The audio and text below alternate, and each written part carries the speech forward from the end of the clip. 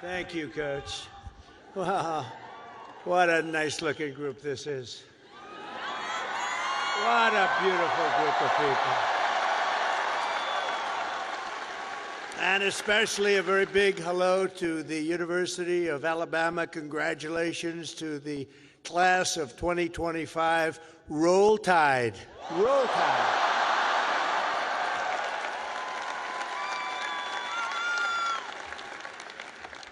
There are things that happen in life that are very important, and you always remember where you were when they happened. As a student at Alabama, you'll always remember where you were when your head coach, Nick Saban, retired. Remember that? Because he's done such a fantastic job. The last time I was here, and that's true with Nick, what a great coach. Let's bring him back. No, you have a good coach right now, though. You have a good coach right now. He was great. But the last time I was here, the Crimson Tide beat the Georgia Bulldogs 41 to 34. I was here, I got to watch it. That was some game. Today it's my pleasure to return to this campus as the first president ever to deliver the keynote commencement address to this truly great American university. It's a great school. And there's nowhere I'd rather be than right here in Tuscaloosa, Alabama, Titletown, USA. That's what it's become. And I love this place. Maybe it's because I won Alabama by 45 points. Could that be the reason? 45? You know, the way they say, the polls have closed in Alabama. Trump has won Alabama immediately. It was very quick. It was very, very quick and nasty. That's what we like. They put all 7 of your commencement ceremonies, I don't know if you know this, but they put them all together first time ever, so I better do well, or I'm in big trouble. But I want to thank President Bell for his 10 years of distinguished service, highly respected gentleman, but 10 years of service to this great university, overseeing the education of 100,000 proud Alabama graduates. That's something to have on your record. I also want to thank Alabama Governor Kay Ivey, who's here with us, and she's a fantastic. Where is she? Where is she? She's around here someplace. She's here. I just took a picture. I said, you're doing a great job, along with the very wonderful man, a friend of mine, Senator Tommy Tuberville. Where's Tommy? Tommy's great. When he wanted to run for the Senate, I said, well, you beat Alabama 6 times in a row. How can you run for the Senate? He said, well, I just look at him and I say, well, I was responsible for them getting Nick Saban. I said, that's a good reason. And he won, very easily he won, but I'll never forget that. Thanks also to a wonderful person, Representative Lisa McClain, a great person, highly respected. Gary Palmer, Robert Adderholt, Dale Strong, Ronnie Jackson, Ralph Norman, along with Lieutenant Governor Will Ainsworth, Alabama Attorney General Steve Marshall, Alabama Secretary of State Wes Allen, great people, Alabama Senate President Pro Tem Garland Gudger, Chancellor Sid Trant, and members of the University of Alabama Board of Trustees. But most importantly, and they would agree with this, let's give a big round of applause to your incredible parents, grandparents, and family members.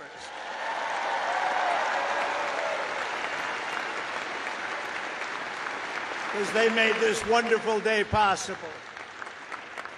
Oh, you're great. Without them, it doesn't happen. Without them, you probably aren't here, and you wouldn't have that big, beautiful smile on your faces. This year, the graduating Alabama class of 2025 has over 6,600 graduates. You're the largest class in school history. Among your ranks are among the 800 first-generation college students and nearly 3,000 students from right here in the great state of Alabama. Amazing. And this class also includes many Rhodes Scholars, Goldwater Scholars, 213 Merit Scholars, and over 1,500 students graduating with red caps. You know what that signifies? 4.0 GPA. That's a lot of students. That's a lot of students.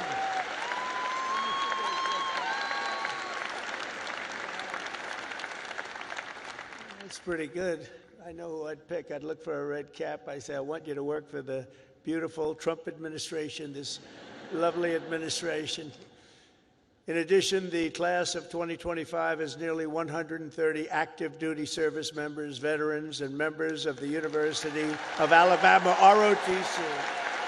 Thank you very much. Thank you. Everywhere you look, you can see the fierce spirit of this school, but nowhere more clearly than in your world-class athletics. There's nothing like it. Probably there's no school like it. That's why I would like to recognize the 11 graduating seniors on the University of Alabama football team. Where may they be? Where are they? You just have to look, and they're about a foot taller than everybody else. Oh, great. Thank you very much. Congratulations. Great season. Thank you. Thank you.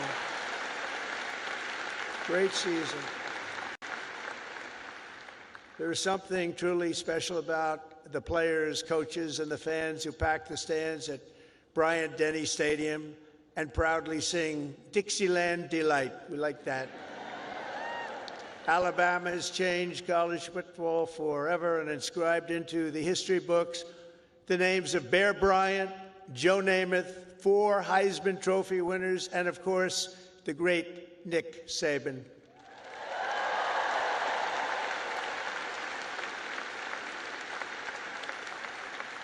This place is truly where legends are made. It really is. It's a special place. When your president called, we talked about it. It took me about 2 seconds to say, I'll go. I wasn't looking to do it, and we are busy. You know, we're winning a lot of battles right now. We love winning, don't we love winning? We're winning a lot of battles. But I wanted to do this. For the University of Alabama, good isn't good enough, tough isn't tough enough, and great isn't great enough. The Crimson Tide does not rest, does not quit, and does not stop winning until it's all time. You know, it's all time. You're always winning, and you're going to keep winning. That's why the University of Alabama football team has won more games in the last decade than any college football team in America. That's not bad.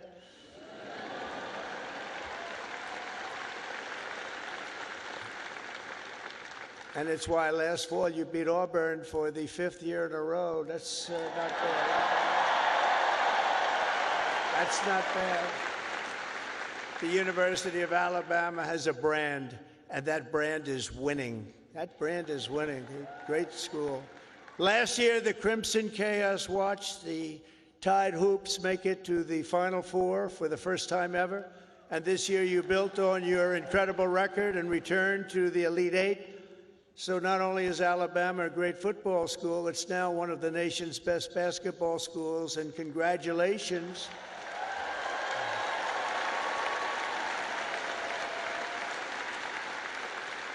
And I love sports, and I think I should have come here. I think I should have come here. Congratulations as well to the women's track and field team for winning 2 SEC titles this year. That's something. As long as I'm president, we will always protect women's sports. Men will not play in women's sports.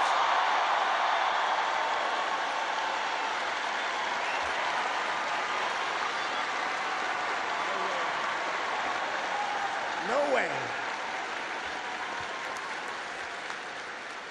They say that's an 80-20 issue. No, it's a 97-3 issue, I think. No, men will not be playing in women's sports. I said that, and I classified it with a very powerful executive order. As you know, it's done. The class of 2025 was the first to enter the halls of this university in the aftermath of COVID-19.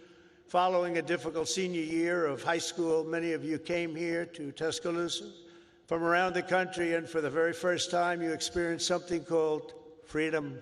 You had freedom.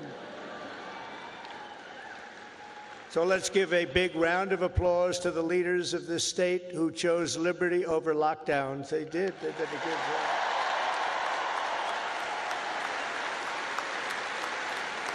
Did a good job. As you know, there are a few campuses in the world more beautiful than this one, and there are a few memories sweeter than the ones you have formed really at this capstone and at the capstone. You'll miss the beautiful sounds of Denny chimes, the excitement of lining the Walk of Champions, the Saturday tailgates at the Quad. As you graduate, it's natural to reflect on 4 years of happy memories, and you've really had happy memories here. You've done a lot of winning. Winning is a good thing to do. But today I'm also asking you to look forward to really something very, very bright and more promising, and it's going to be an even more promising tomorrow, I promise you that. You're the first graduating class of the golden age of America. We're in the golden age. You watch. This is the golden age.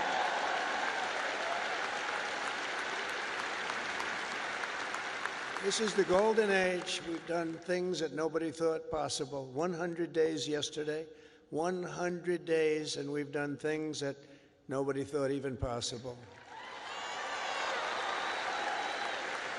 Like many generations before you, you're graduating at an exciting time for our nation, a period of both extraordinary change and incredible potential and what will be unbelievable growth. You're going to see that very soon. You're going to see it starting very, very soon. The whole world is talking about it. Our country has always been defined by its ability to reform and reinvent itself, to meet the challenges of the next era.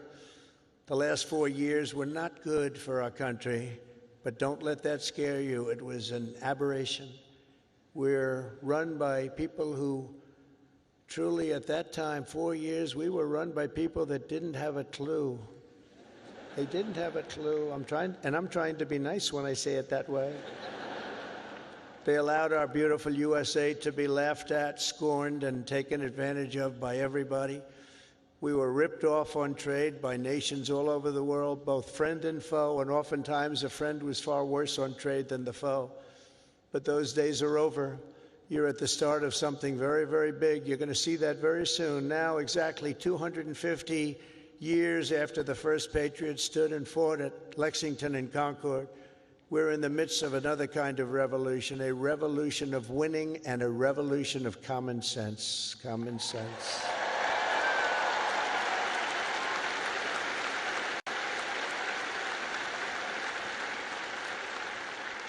Everywhere you look, broken systems, corrupt institutions, and tired dogmas are being swept away by the tide of history. Ancient wisdom is being rediscovered, and the best and strongest traits of America are coming back for all to see, bigger, better, and greater than ever. Coming back, and they're coming back fast. The spirit of our age is one of boldness, vigor, ambition, and adventure, and it's exciting to be you and young. Oh, I'd pay you a lot of money to have your age. You have a great future. The people have rejected the voices of a failed establishment. You saw that in the election. We've turned the page on endless wars, crippling debt, open borders, ruinous inflation, and a lack of respect for our country and for its leaders. But we're turning that all around, and we're turning it around very fast. We will very quickly make America great again.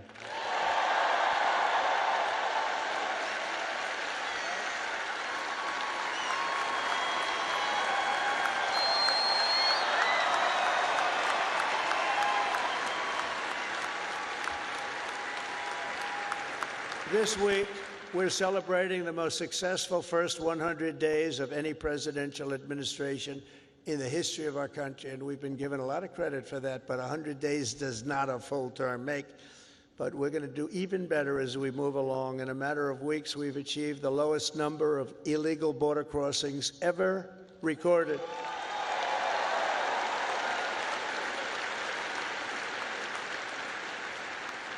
And you've seen it, hundreds of thousands of people pouring into our country from prisons, from mental institutions, from gangs, and all over the world, not just in South America. You'd see hundreds of thousands of people pour across in one day. You know what we had just recently? Three.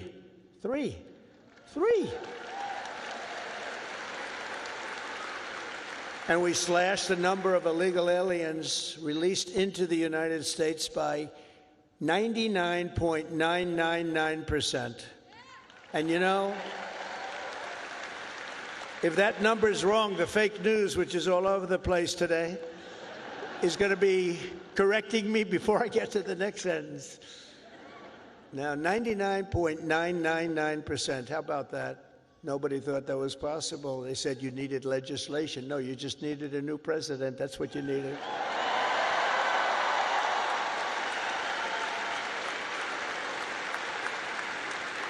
But despite the tremendous success, as you've been reading, the courts are trying to stop me from doing the job that I was elected to do.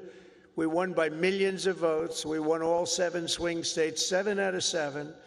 We won 312 electoral college votes. They said, oh, 270 would be great.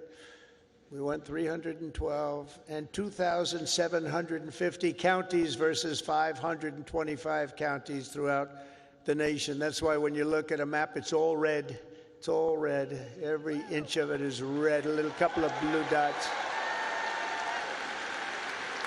But they have to let us do the job that the voters want us to do. Judges are interfering, supposedly based on due process, but how can you give due process to people who came into our country illegally? They want to give them due process.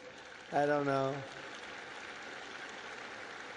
We've created 350,000 new jobs and brought core inflation down to its lowest level in many, many years. Energy is down. Look at your cost of energy, way down. Groceries are down. Even eggs are down. Remember I came in? Remember I was here a week and they started screaming at me, the fake news. Egg prices have doubled. I said, I just got here. I've been here for 4 days. I said, tell me about egg prices. They've doubled. Well, they didn't double under me. I just got there, and we did a great job. We brought down the cost of eggs. In fact, they said you won't have eggs for Easter. They wanted to we have a big Easter egg hunt at the White House. You saw it just take place. And they thought we should order thousands of plastic eggs. Plastic. I said, no, we'll do it. And we straightened out the egg situation very quickly. Our great Secretary of Agriculture did a fantastic job, and we had so many eggs we didn't know what the hell to do with them. And prices of eggs have gone down 87% since I took office. That's something, right? But the price of food has gone down, and mortgage rates are down, and gasoline prices just hit $1.88 a gallon in 3 states. Can you believe it? It was at $3.50. It was at $4. We're drilling. Oh, we're drilling. You know, drill, baby, drill, right? We drill, baby, drill. We do that. We got it down. We have it going good. And, you know, when energy drops that much, you don't have much inflation. It's hard to have inflation. It was just announced that in the first quarter, investments in the United States are up 22%, that we're leading the whole world in investment. Everybody's pouring into our country with big dollars. And it's all about November 5th, the November 5th election, and tariffs and incentives that we've given that are going to make this country so much richer. We have $36 trillion in debt. That's going to start to come off. It's going to come off rapidly, but we'll be over $8 trillion in investment, with Apple and others investing $500 billion each. We've never had a period of time in 2 months, because we're here for 3 months, a little bit more, but give me a break for the first month. You know, had to get a little acclimated. Had to see where the enemy lies, because they're already looking to impeach Trump. You know, these crazy people. Let's impeach him. For what? We don't know exactly, but we'll try it. These people are crazy. So we had to, you know, get our bearings for the first couple of weeks. So in 2 months, we had over $8 trillion, think of it, committed. Nobody's ever seen anything like it. There's never been anything like it in any country at any time, and it's all because they want to avoid the tariffs. We want to get here fast. And I said, you know, a number of times, tariff is the most beautiful word in the world. And I got absolutely decimated by the fake news. They said, what about love? What about your wife? What about your parents? What about religion and God? So I said, all right, it's the 5th nicest word I've ever seen. And since I've done that, I've been in good shape. Nobody's bothered me. They've been very nice. So it's the fifth most beautiful word I've ever heard. But it's making us very rich, and you'll be seeing the results pretty soon, sooner than most people think, because that's what other countries have been doing to us, just so you understand. They were tariffing the hell out of us. We couldn't sell cars in Europe. We couldn't sell cars in China. We couldn't sell cars in Japan or anywhere else. We couldn't do anything. And all we're doing is we're doing it to them, but we're doing it much better. And the U.S. military is suddenly seeing its best recruiting numbers ever. We've never had numbers like that.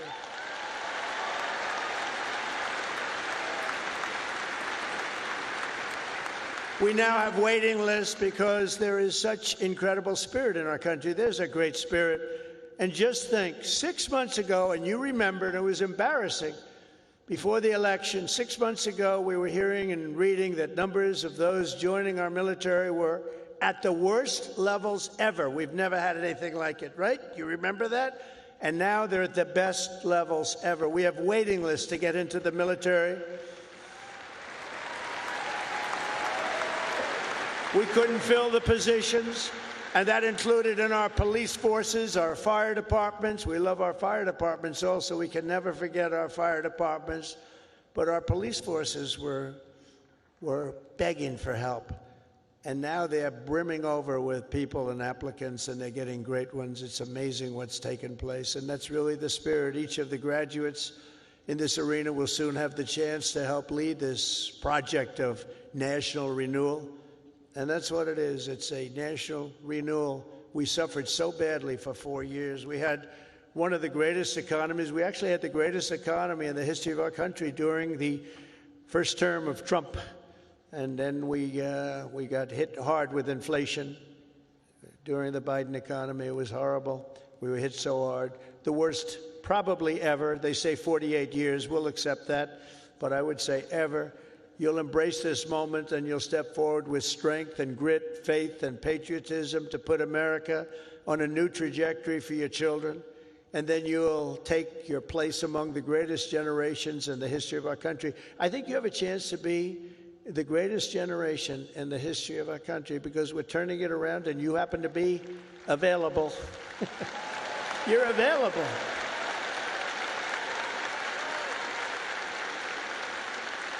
That's a good time to be available. There are some times when it's not so good to be available, but this is a great time. I'm absolutely confident that the Alabama class of 2025 is up to the task. Are you up to the task? You learned a lot about winning here at Alabama, and now we need you to help win for America. For the business majors here today, I challenge you not merely to use your talents for financial speculation, but to apply your great skills that you've learned and had to forging the steel and pouring the concrete of new American factories, plants, shipyards, and even cities which are going up all over our country. Don't just build a strong portfolio, build a very, very strong America, and you're going to do that.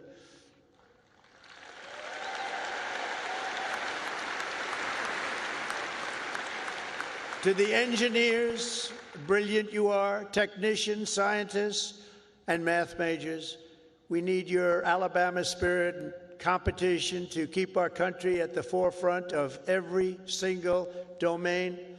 America should have the world's tallest buildings, design the fastest airplanes, build the greatest cars, do everything the absolute best, better than any other nation in the world, and you can do it.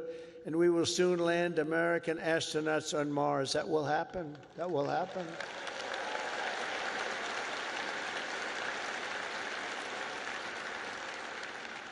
In every field you have studied, there are problems to be solved and breakthroughs to be made. To the journalism majors, of which I've had a lot of problems with. I must be honest. I'm not sure I like them. No, I do.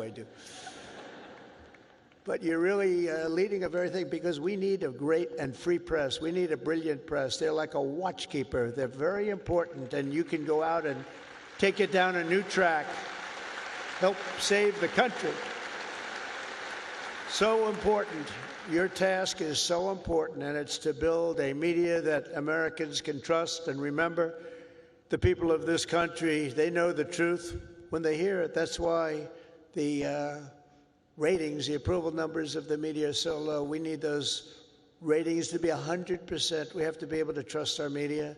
I say you have to have that. You need strong borders, and you need really free, fair, clean elections. You need those things, but the media is a big part of it. In the world of health and medicine, there is an exciting new movement to get poisons out of our food supply, keep toxins out of our government.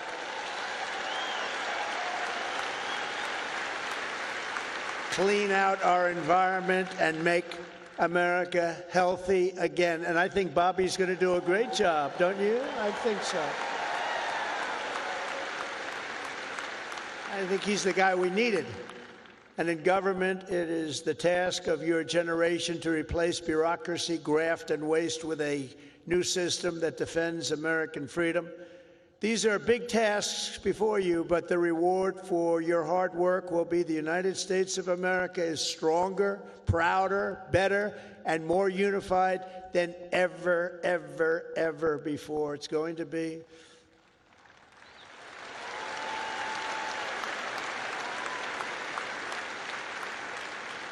As you embark on this great adventure, let me share some of the biggest lessons I've learned from a lifetime spent building dreams and beating the odds. I beat a lot of odds. A lot of people said, I don't know. But it worked out okay. Where are we? Oh, gee, I'm president. How did that happen? Now, you're going to be in the same position. But some of the would you like to hear some of the ideas, or should I just skip over that part, huh? That's going to be more interesting than all the other stuff, which was slightly political, right? I'm going to give it to you, though, just as I see it and as I've learned it, the hard way and the easy way. First, if you're here today and think that you're too young to do something great, let me tell you that you are wrong. You're not too young. You can have great success at a very young age. You're all very young. In America, with drive and ambition, young people can do anything. I was 28 when I took my first big gamble to develop a hotel in Midtown Manhattan, the Grand Hyatt. And it worked out incredibly well, but I was very young at the time. I was like a very young person in sort of an old person business. Steve Jobs was 21 when he founded Apple. Walt Disney was 21 when he founded Disney. James Madison, James Monroe, Alexander Hamilton, Thomas Jefferson. They were no older than 25 when they began the journeys that etched their names into the history books for all time. So to everyone here today, don't waste your youth. Go out and fight right from the beginning, from the day you leave this incredible university. Go out and fight tough, fight fair, but go out and fight. You're going to be very successful, because now is the time to work harder than you have ever worked before. Push yourself further than you have ever pushed yourself before. Find your limits and then smash through everything. Go and smash through. You've watched that football team smash through. You're going to do the same thing. You're at the age when you have the time and vitality to do really incredible things. If you just give it your all.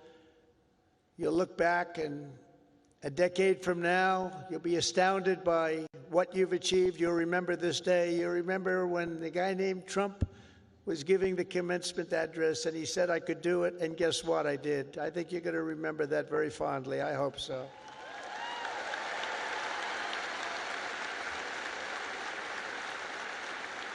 Second of all, and very importantly, you have to love what you do, okay? You have to.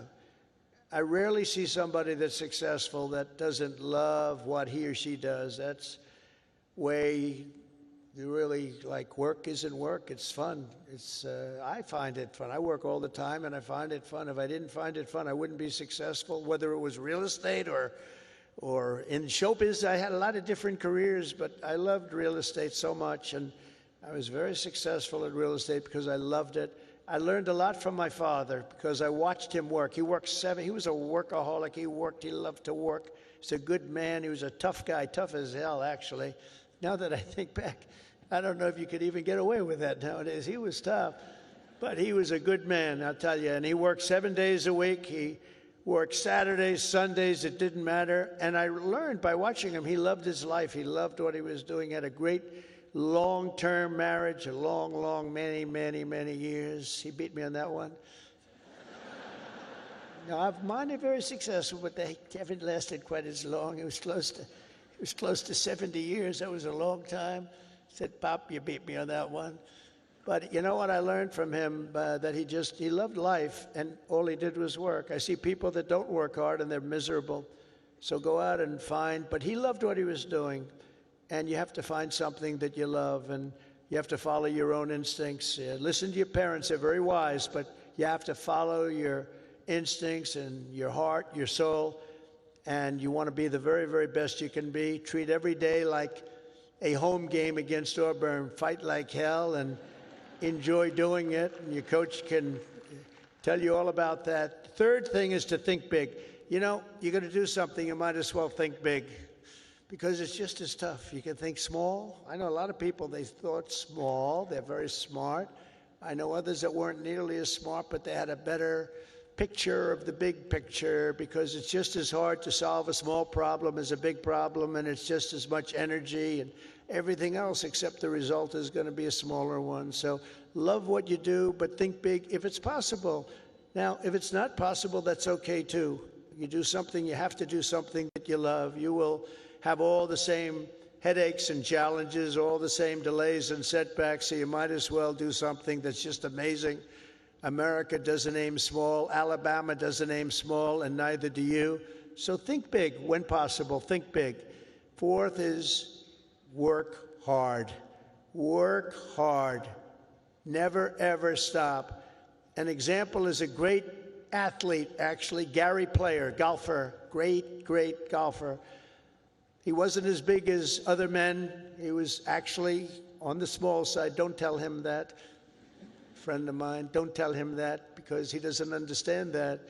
But he worked very, very hard. He made up for it. He never stopped. He won 168 golf tournaments. Think of that, 100. I said, Gary, you're winning like every weekend. Do you ever choke or anything? I don't know what choke means.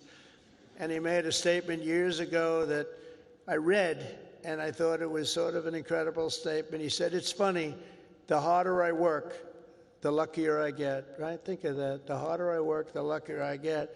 So you really have to work hard, and you're going to be successful because you have the talent. To get into this school is not easy. To get through it is even more difficult. You have a lot of talent. Fifth is don't lose your momentum. You just want to keep it going, and you have to know if you are losing it. You have to know when you're losing it, so maybe you stop, and maybe it's time to stop.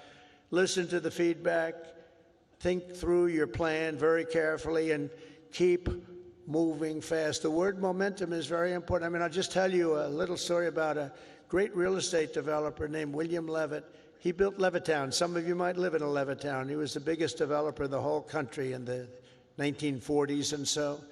And he built these jobs. He started with one house, then 2 houses, then 20 houses, then thousands and thousands of houses. And a company, Gulf and Western, came along, and they said, we're going to make you an offer to buy your company. And they offered him a lot of money, more money than he ever thought he could make. And he retired, lost his momentum. He retired, and he led a beautiful life. He had a wife, I must tell you, it was a second wife. It was a trophy wife, what can I say? I don't like telling you everything, but we're all friends, right? Can we talk? We're all friends. He had a trophy wife, and he lived a different life. He moved to the south of France, but he it was a life of tremendous luxury. He had so many millions of dollars. He was given a fortune for the company, and 10 years went by, and then 15 years went by, and he got a call from this big conglomerate, Gulf and Western, and they said, we're not doing well with the purchase, because he used to pick up every nail, every piece of sawdust, every piece of wood, every chip, everything, and he'd sell it. He'd make a couple of bucks. Everything was perfect. They can't do that. You know, these big companies, they don't do that. You see it a lot when an entrepreneur sells to a big company, and then he ends up buying the company back for peanuts later on. Happens a lot. But he was the best at what he did. But 15 years went by, and he was so excited, and they sold him back his company.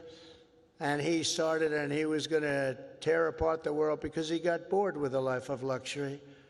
And he started building and building and building, and the markets turned on him, and he went bad. He lost everything, and he went bankrupt, absolutely bankrupt. And it was a sad story to read. It was such an amazing story because he was so rich, but he paid them, and he bought it for the right price, bought it low, but he went wild. But he lost his momentum. He wasn't good at it anymore. And he was at a party on Fifth Avenue, I'll never forget, and it was a party of a very, very powerful man who was having the party in a magnificent apartment overlooking the park. And I walked in, and there were 50 or so people. I recognized most of them, all the biggest business people in the world, actually. Very glamorous. I was doing well. I was young, and I was doing well. And I was invited to parties like that. And I looked in the corner, and there was Mr. William Levitt sitting all by himself on a chair, looking very glum. Nobody was talking to him, because you'll find that when you're not successful, you lose a lot of friends. It's not a good situation. But there was nobody talking to him, but I wanted to talk to him because I was in the real estate business, and he was, and most of these people were in different businesses. And I went over and talked to him, and I said, "How are you, Mr. Levitt?" He goes, "Donald?" He knew who I was. "Not well. I'm not well." I said, "So can you come back?" He said, "No, son, I lost my momentum. I shouldn't have done it. I lost my momentum." And I never forgot that expression. He lost his momentum. If he would have kept going, instead of selling and relaxing and going into a different life, he probably would have been 3 times bigger than he was, but he lost his momentum. And you have to know when it's your time. I mean, there'll be a time when you do lose. You see it with fighters. You see it with a lot of people. They have a great record, and they retire, and then 4 years later they say, "I'm going back. I can beat that guy," and they get knocked to hell. And it's not good. It's not good. So he lost his momentum. You have to know when your momentum time is up. I call it momentum time. But follow your momentum. It's a very important word. You don't hear it from too many, but I've seen it. I've seen it a lot. Number 6, if you want to change the world, you have to have the courage to be an outsider. In other words, you have to take certain risks and do things a little bit differently. Otherwise, if that weren't the case, everybody would be successful. It doesn't work that way. Progress never comes from those satisfied with the failures of a broken system. It comes from those who want to fix the broken system. And you'll make the bigger money, you'll make the more success by acting that way. The other way may be more secure, but if you want to go to the top, you're just never going to do it unless you break the system. Change is never easy, and the closer you get to success, the more ferociously those with a vested interest in the past will resist you. They want to resist. So I just say, trust me on that, because I know you really do. You have to break the system a little bit and follow your own instincts. But if your vision is right, nothing will hold you down. Nothing. You have to have the right vision. If you look at some of these internet people, I know so many of them. Elon is so terrific, but I know now all of them, they all hated me in my first term, and now they're kissing my ass, Do you know? It's true. All of them. It's true.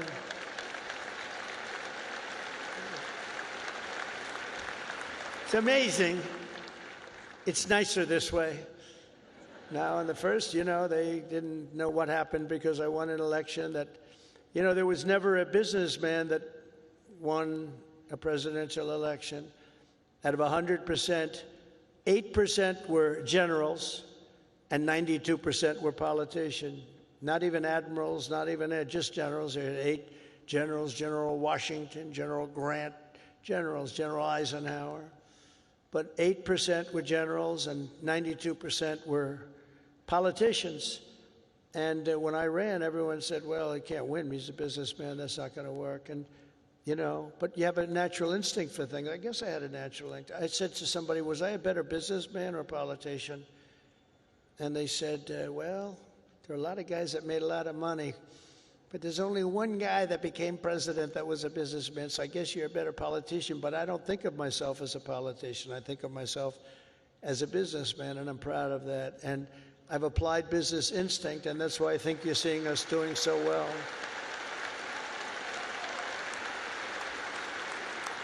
So number 7 is to trust your instincts, common sense. You can go very far in life with common sense. And I applied that to politics because some of these things, like they had open borders. Let everybody in the whole world flow into our country. That's not common sense. They had transgender for everybody. We ended that, if you noticed, okay? But they had transgender for everybody. They said, I said, this is not working. This is not going to work. As I said before, you know, so simple. Men playing in women's sports. Did you ever see some of the records? Did you ever see some of these boxing matches? You know, we have to protect. These women are great athletes, but we have to protect. If you looked at the Olympics where they had transitioned people going into the boxing, where the women had boxing, and they had a great champion, a female boxer. I mean, after one punch, she walked back to the corner and said, I can't get hit like that. I've never been hit like that before. You look at all the volleyball players that have been hurt so badly with balls that are hit at levels that they've never seen before. But the greatest is like weightlifting. You ever see the weightlifting? Where they have a record that wasn't broken in 18 years? And they have, should I imitate it? You know, my wife gets very upset when I do this.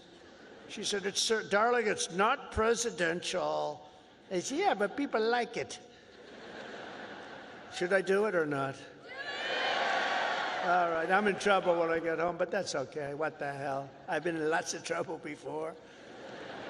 But no, you look at the weightlifting where 18 years it stands, and they have this young woman, and her parents are right where you are in the front row, and they're so proud of her, and it's like 209 pounds, and she's going to lift that. The record stood for 18, think of it, 18 years, and they put 1/8 of an ounce here, and 1/8 of an ounce here, little bit, and she's going to do it. Mom, I love you. I'm going to do it for you, Mom. And she goes, and she lifts, and she gets it, and Mom, I'm going to do it, Mom. Can't do it. And then a guy comes along, or a gal, or whatever. A transitioned person comes along. And he was a failed weightlifter as a man, but he comes along, 206 pounds. They put the little thing on, and he goes, boom, boom. And breaks the record like by 119 pounds. That's not right. The other one is the swimming. You've heard me talk about it. Great swimmers, and you know, they rose to the top. Women swimmers, and they grew up together. And they're Olympic-class swimmers, and they're qualifying for some big tournament. And now the race is getting ready to start, the big race, and one young lady, she was going to set the record. She fought all her life to set the record. She has to win it by 1/9 of a second. Think of that, 1/9. I don't like those odds, 1/9 of a second, right? But she looks to the left and she sees all the friends that she grew up with down in California, from all over the country. They're all the best swimmers. Then she looks to the right and she sees the same thing, but there's a person next to her who's a giant. And she looks and she, oh my God, who is that? I don't recognize that person.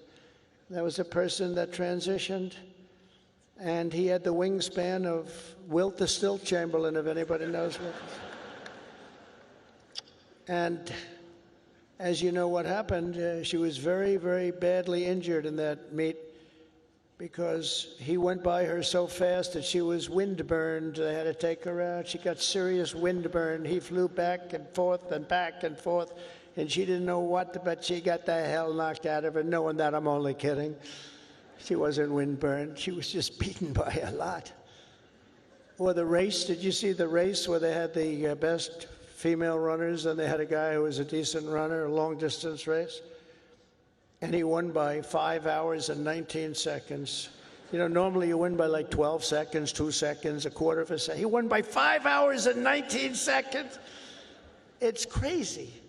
And, you know, honestly, it's demeaning for women, very demeaning. These are great athletes. It's very demeaning, and we're going to protect women. We're going to protect women. We're going to protect everybody.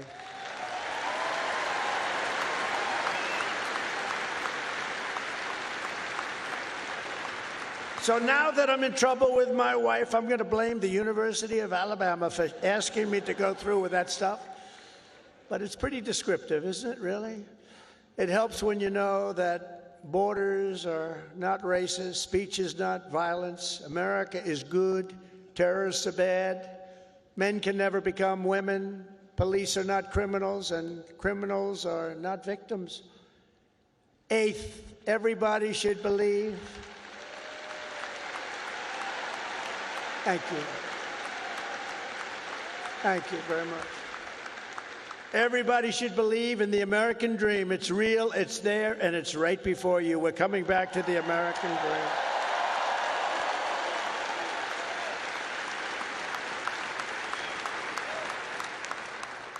dream. Ninth, think of yourself as a winner.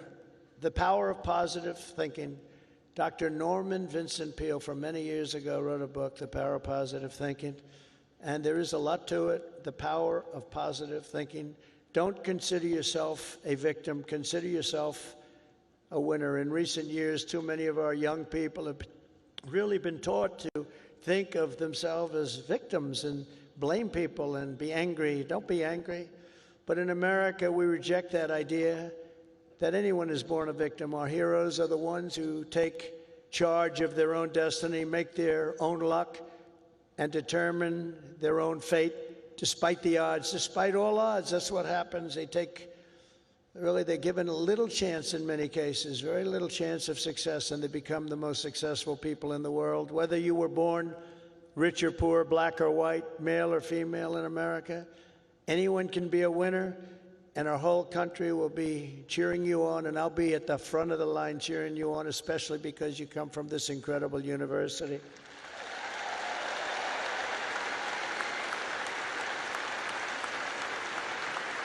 And next is to be an original. The all-time greats were people who had the confidence to be a little different. Teddy Roosevelt, Douglas MacArthur, George Patton, Amelia Earhart, Annie Oakley, Muhammad Ali, and so many others, far too many to name, lived their lives with pride, personality, and flair. God only created one of you. Remember that. God created one of you. You're all different. Some are close, but nobody is the same. You're one of a kind, so don't try to be someone else. Just be yourself. And finally, and most importantly, never, ever give up. Never give up.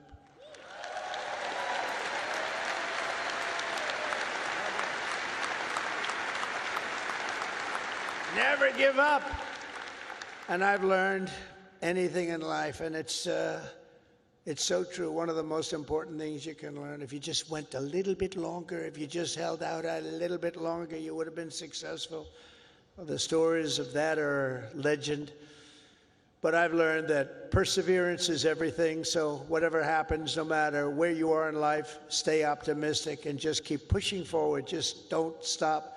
Never, ever give up. Victory is right around the corner. I've watched Coach Saban win games that really were virtually over. You've seen it. You've been in the stands. He won a couple of games. I said, Coach, you got lucky as hell. He said, I didn't get lucky. I'm a talented guy. You know, those little touchdowns that come out of nothing. He's amazing. But he's a guy that doesn't quit and doesn't know what the word quit even means. He couldn't define it. He took victory out of the jaws of defeat, and you can do that too at every stage in my career. My enemies, of which there were many and probably are right now, I can think of a couple of people that don't like me too much right now. But they said that they have to do everything they can to keep me from winning, to keep me from making it. And I'm representing you, so I have to make it. I have big shoulders, but these are big shoulders. I have to win for you. I'm not winning for myself. I'm winning for you. Do you remember when they said that Donald Trump will never become president of the United States? Remember Barack Hussein Obama said that? Barack Hussein Obama. Donald Trump will never be president. Like 50 other politicians said that. Where are they now? Oh, let me see. Oh, there they are. Where are they now? But here I am standing before you as the 45th and 47th president.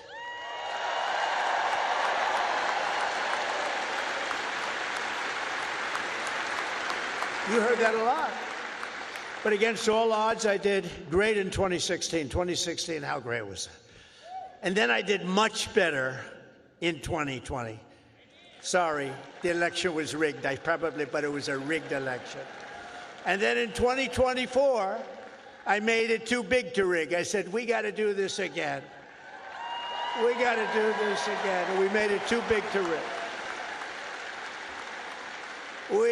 We made it. That was a great expression. I said, you got to go and vote. Even though I was leading big in the polls, I said, it doesn't matter. You got to make it too big to rig. And they did. They went out and they voted and voted and voted. And we won the whole thing. And it was so good. And it's such a great mandate for our country. That's the important thing. So never let anyone tell you that something is impossible. Ever, ever, ever. In America, the impossible is what we all do best.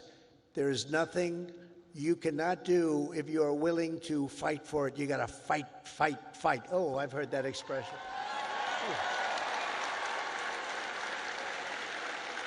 Funny. That's not here. That's not here on the actually, most of what I've said tonight is not on the teleprompter. That's all right. Isn't it nice to have a president that doesn't need a teleprompter and can sort of have a little fun? Because I feel that this is home. You know, it's been such a great state for me. I feel it's home. When they said Alabama, I said, that has a good ring to me. But it's something nice about somebody that doesn't need a teleprompter, isn't there? Huh? But for the past 4 years, you've lived in a state known for its fighters, its champions, and its warriors, and you've lived in the great state of Alabama, one of the greatest of them all, from Huntsville to Birmingham, from Montgomery to Mobile, and from right here in Tuscaloosa.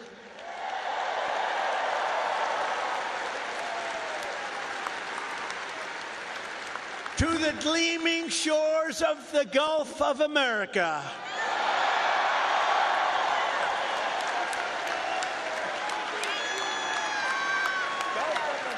That's a nice thing. Everybody loves it. I wouldn't say Mexico's thrilled, but you can't have them all. They're not thrilled. You continue the legacy of Alabama legends who blazed the trails, won the games, tilled the fields, forged the steels, built the ships, and gave us the victories that built America and changed the world. The entire world was changed by our victories.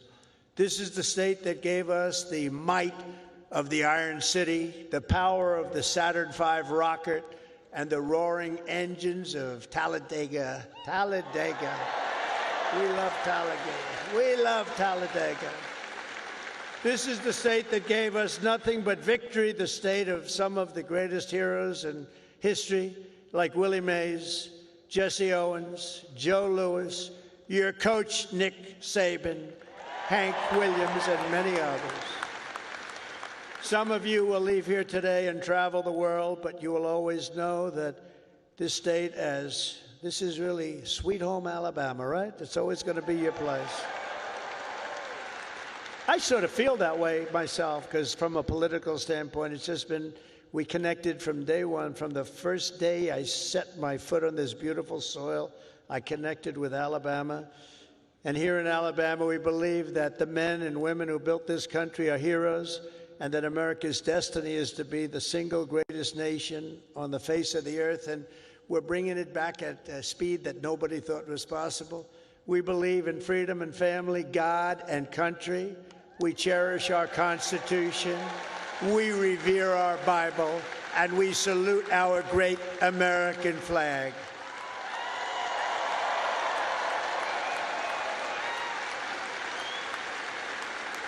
We honor our police. We respect our veterans, and we always stand for our one and only national anthem. We love our national anthem. We believe in strong parents, strong values, strong communities, and very strong borders. And we believe that the United States military is the greatest force for peace and justice the world has ever known. We have a great military. We just had people that didn't know how to lead it. We believe the South is beautiful, Alabama is great, and America is our home. We believe in the SEC and the USA.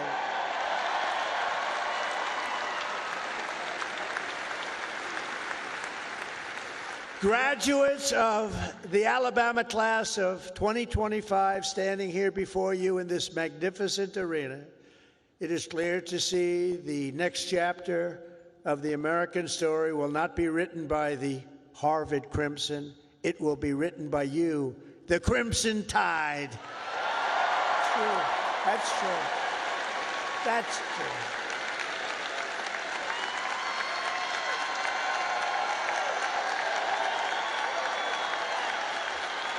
That's true. I thought that was rather clever. If you look at what's going on, they get their $5 billion a year. That is not going to be so forthcoming. Now, wasn't that a clever one, though? Huh? Who would think of that? Because this is Alabama, and at Alabama, you fight, and you win. That's what you know how to do. Congratulations to you all. Congratulations to this great class of champions. God bless you, and God bless America. Thank you all very much.